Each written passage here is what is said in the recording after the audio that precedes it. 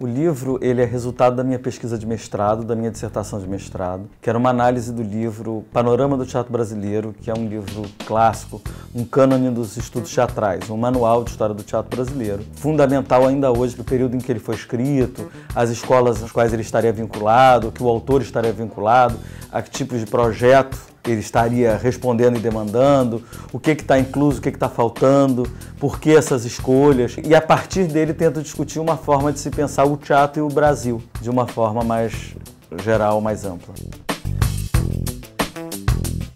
Relendo o Panorama, eu vi que ali tinha um caldo bastante interessante e a necessidade de problematizar essa escrita da história do teatro. Que por mais que a gente tenha avançado de alguma maneira, os cânones ainda não foram completamente problematizados. O primeiro e principal artifício foi a análise do livro. Sentar, abrir o livro e analisar, decupar e tentar entender cada detalhe que estava inserido nele. E o segundo foi tentar procurar pesquisadores que me dessem conta das escolas com quais o autor estivesse dialogando, com a passagem no período, porque o Sábato, que é o autor, o Sábato Magaldi, era um jornalista, num período de altas transformações do jornalismo brasileiro, era crítico de teatro, também no movimento de renovação da crítica. Então eu fui buscar os autores que dessem conta dessas questões para que eu pudesse dialogar e pensar junto com o livro quais referências, quais os diálogos que estavam sendo construídos.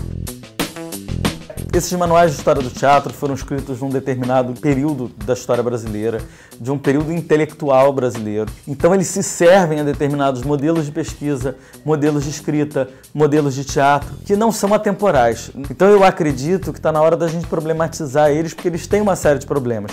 Sem negar o esforço, sem negar a profundidade daquilo naquele período, senão seria anacrônico olhar para o passado e dizer que ali faltava alguma coisa. Enfim, eu não vivi no passado, eu posso dizer que falta alguma coisa para o agora e não para o passado.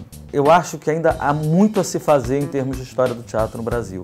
Pouco foi feito. Mesmo dentro da área de pesquisa em artes cênicas, a história que já foi uma espécie de campo mais importante, hoje já não é mais, já não tem mais esse lugar. É considerado um campo menor dentro das pesquisas. Outras formas, a performance, as questões do corpo, estão muito mais em voga do que a história.